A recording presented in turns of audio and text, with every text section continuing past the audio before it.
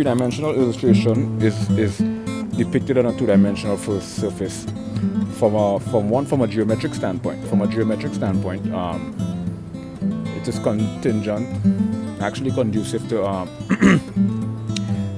perpendicular and diagonal lines. So from a geometrical standpoint, what we tend to observe is perpendicular and diagonal line is what gives off the optical illusion, the three-dimensional correlation between mutually exclusive events or scenario,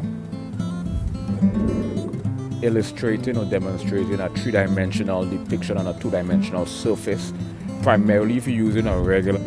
So ambiguity means indecisiveness. Using a regular pencil, we have to take shades into consideration. So light tends to make the object pop, darkness tends to ground the object. Now there's two ways three-dimensional illustration.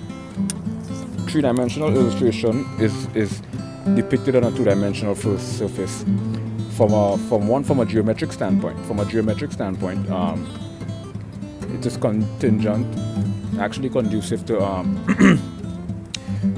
perpendicular and diagonal lines. So from a geometrical standpoint, correlation between mutually exclusive events or scenario,